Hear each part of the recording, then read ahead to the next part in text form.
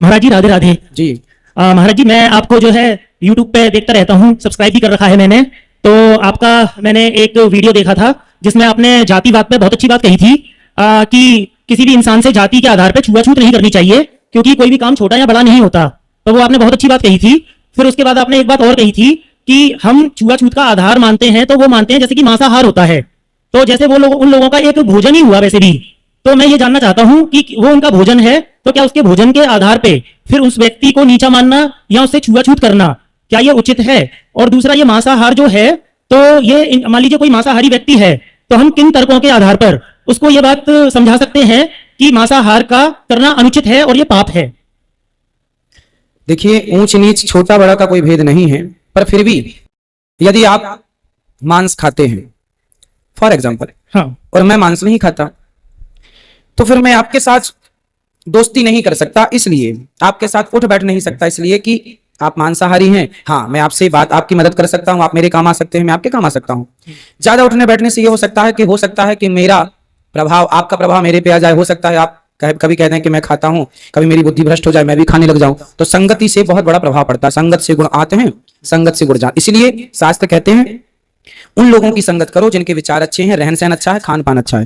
हमारी किसी जातवाद से दुश्मनी नहीं है कि तुम इस जात के हो इसलिए, ना जी। आपके आचरण से हमारा है कि आपके आचरण हमसे मैच नहीं कर रहे हैं, इसलिए भैया आपका रास्ता अलग है, हमारा रास्ता अलग है। अब आपने कहा हाँ, कि मांस पाप है खाना, ये कैसे समझाया जाए? देखो, मांस खाना पाप है, ये अपने आप में समझ में आ रहा है। इसे समझा, आप कोई ना समझे तो ना समझे, पर समझ में तो ये आता है कि हम जो मांसाहारी जीव होते हैं, जैसे शेर है, बिल्ली है, कुत्ता है, इनके नुकीले दांत आपने देखे होंगे बाहर की तरफ, यूं सामने, जिन्हें कैनाइन दांत भी कहते हैं। कैनाइन दांत तो होते हैं सबके, पर उनके विशेष मात्रा में नुकीले होते हैं बाहर की तरफ, यूं। वो इसलिए होते हैं कि भगवान ने उन्हें वो दांत इसलिए प्रदान किए हैं कि वो मांस को फाड़ सकें। शेर है, बिल्ली है, क्योंकि हमें ईश्वर ने वैसे वाले दांत नहीं दिए। मांसाहारी कुत्ता बिल्ली आप देखेंगे वो जिह्वा से, जीभ से चाट के पानी पीता है।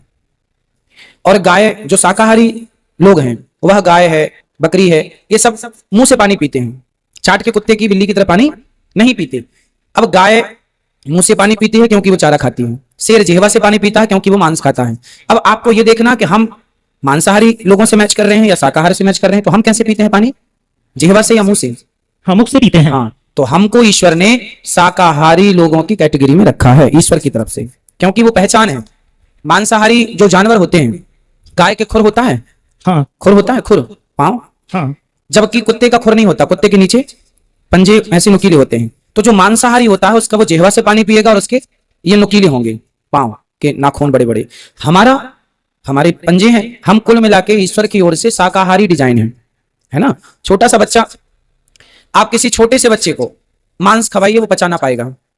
दलिया खवाएंगे, पचा लेगा। जैसे 6 महीने का बच्चा, हमारे यहाँ जब बच्चा 6 महीने का होता है ना, तो उसका एक संस्कार होता है, उसे खीर चटाई जाती है, अन्नप्राशन संस्कार बोलते हैं उसको।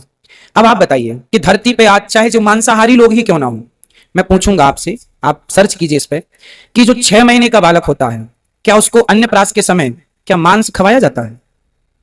उसको खीर ही खिलाई जाती है, दलिया खिलाए, हल्का पदार्थ, हाँ, हल्का, क्योंकि वो सुपाच्य है। उसके लिए मांस खिला देंगे, सुपाच्य नहीं होगा। हाँ।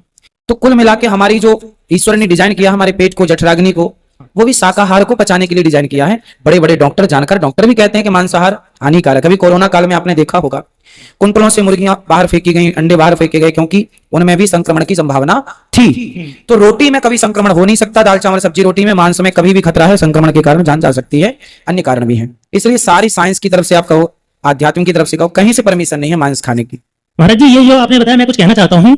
जैसे ये जो कुछ आपने तर्क दिए, ये साइंटिफिक तरीके से, तो वो साइंस के आधार पे ये असफल हो रहे हैं। कैसे? क्योंकि जैसे आपने कहा कि ये जो हमारे कैनाइन टीथ होते हैं, ये वो शेर के, तो हमारा जो सेट ऑफ टीथ है ना, ये बोवाइन और मतलब फ्लैट भी है और कैनाइन भी है, तो हमारे दोनों हैं। कैनाइन तो हैं, पर उस प्रकार के नुकीले कहां जैसे कुत्ते के होते हैं।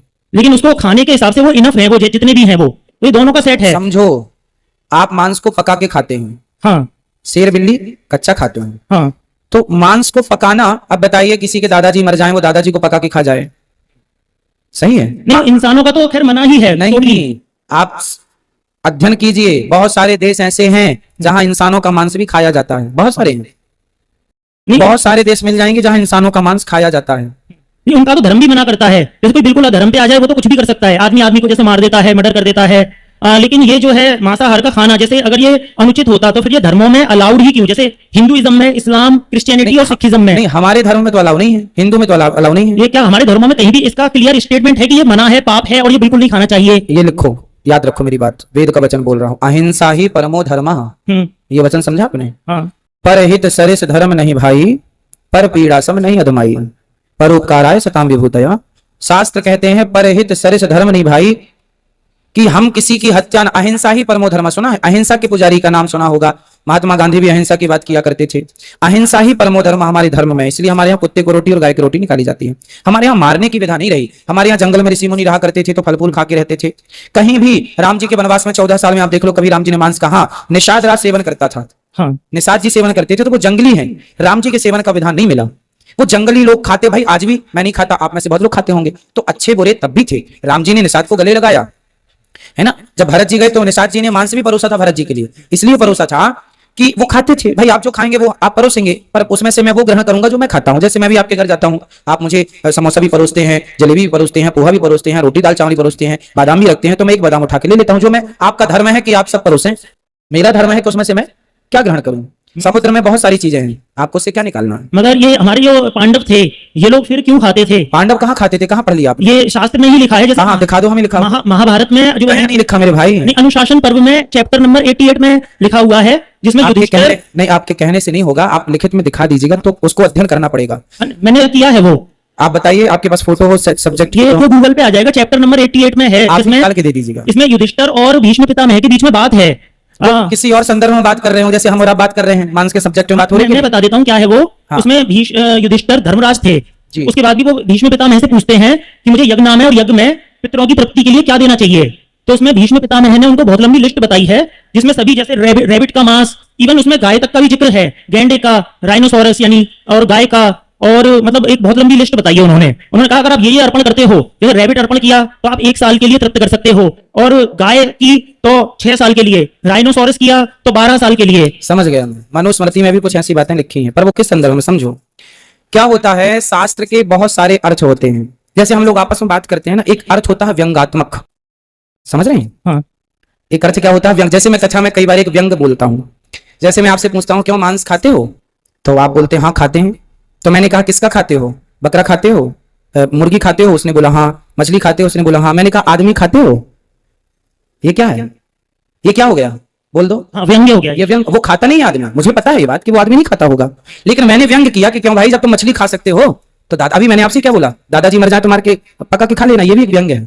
हाँ। खाएंगे नहीं, पर आप अंडा खाते होंगे तो मैं व्यंग कर रहा हूं कि जब आप अंडा खा सकते हैं तो दादाजी को भी खा जाना। ये एक व्यंगात्मक बातें हैं। तो भीष्म पितामह जी धर्मराज युधिष्ठिर को ये व्यंगात्मक कह रहे हैं। भाई हंसी मजाक तो होती है, व्यंगात्मक। अच्छा एक काम करना, गैंडे का मांस चढ़ा देना, और क्या है ना, और क्या ले आना। भाई आप हंसी मजाक करते हैं नहीं? शास्त्रों में हंसी मजाक की बातें तो लिखी हैं। भाई रावण ने जो कहा वो भी लिखा है, विभीषण ने जो कहा वो भी लिखा है, शूर्पणखा ने कहा राम जी तुम बहुत सुंदर हो, ये भी तो लिखा है।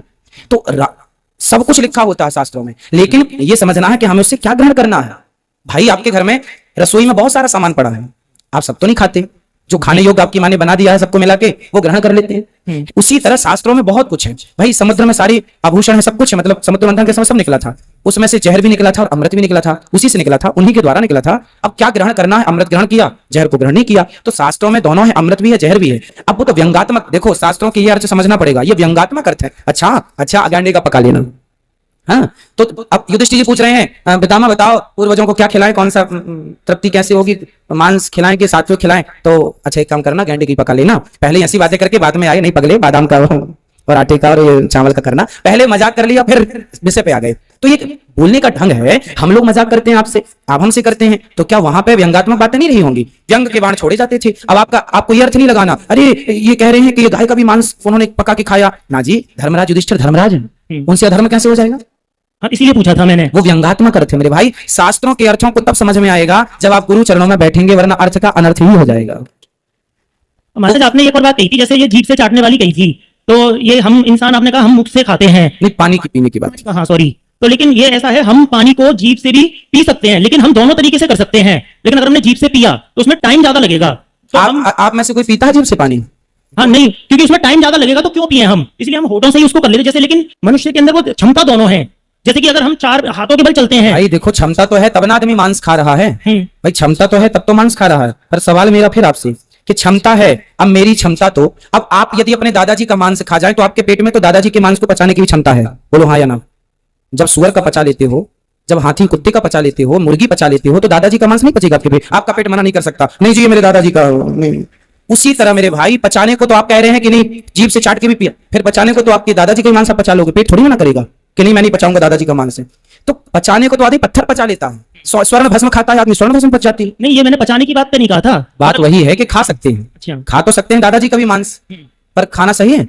और महाराज ये अब जानना नहीं, था पहले मेरे प्रश्न का उत्तर दे दीजिए। हाँ, हाँ। खा सकते हैं, आप दादाजी का भी मांस खा सकते हैं। नहीं, वो इंसान का तो खैर किसी भी धर्म में नहीं है कि आप इंसान का खाएं। पर बहुत सारे देशों में खाते हैं मेरे भाई, खाते हैं, गूगल सर्च करना। नहीं, फिर वो तो गलत ही है, उसे तो मेरी उस पर तो वाद विवाद है ही नहीं, वो तो गलत ही है। जब इंसानों में गलत है तो आप इंसानों का पक्षधर हैं, जानवरों के पक्षधर नहीं, वो भी उनका भी तो जीवन है, उनकी भी तो जिंदगी है, क्यों आप छीन रहे हैं उनसे जिंदगी? लेकिन ये जीवन शाकाहार में भी है। शाकाहार में है तो दाल खाओ, चावल खाओ, रोटी खाओ, बादाम खाओ। लेकिन जीवन तो इनमें भी है, तो ये पाप नहीं होगा फिर? किन में? शाकाहार में भी। शाकाहार में कैसे पाप है बताइए? क्योंकि जीवन के आधार पे अगर कहें तो भाई जीवन, आज ही मैंने कथा में बोला कि आप गेहूं को चबाइए तो गेहूं को चबाने में गेहूं चिल्लाएगी नहीं, चीखेगी नहीं, पर मुर्गी को आप चबाइए तो वो चीखेगी, चिल्लाएगी, फड़फड़ाएगी।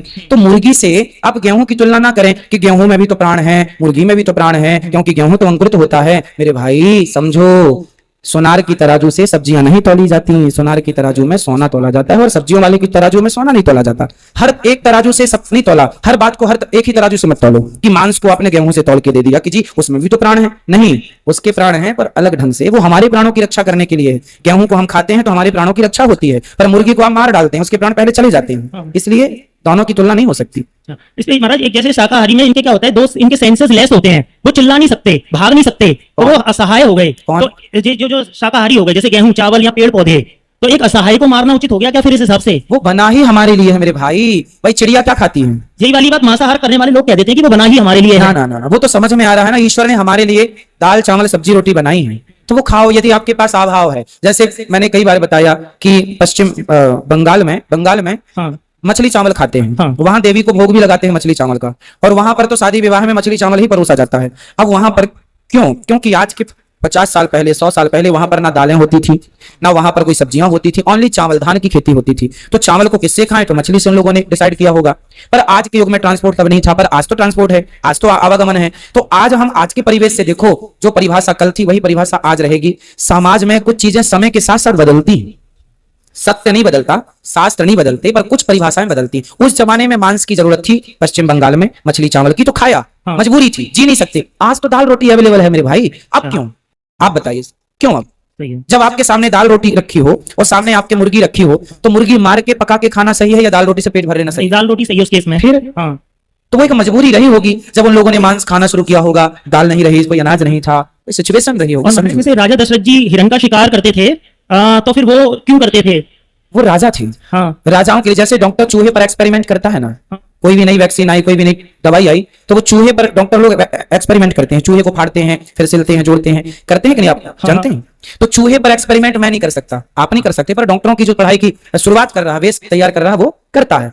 उसी प्रकार राजा महाराजा पहले शेर का और हिरण का शिकार करते थे। शेर का जो शिकार कर लेगा तो प्रजा कॉन्फिडेंस बढ़ जाता था कि हमारा राजा शेर को मार सकता है, मतलब हमारी रक्षा कर सकता है। इसलिए प्रजा का कॉन्फिडेंस लेवल बढ़ाने के लिए। और हिरण का क्यों? हिरण का क्योंकि तेज भागता है, हाँ। उससे धनुष बाण देखा जाता है कि निशाना ठीक लग रहा है कि नहीं। सिर्फ राजाओं को और उन हिरणों को मारा जाता था, जो हिरण, उन शेर को मारा जाता जो उद्दंड होते थे। जंगल में शेर और हिरण ऐसे पाए जाते थे जो एक हिरण दूसरे हिरण पर हावी हो जाता था। आप भी देखते हैं ना, कुछ जानवर हावी हो जाते हैं, उद्दंड हो जाते हैं, सब जानवरों को परेशान करते हैं। कुछ भैंसें होती हैं जो सबको मारती हैं, कुछ भैंसा होते, कुछ बकरी होती सबको मारती।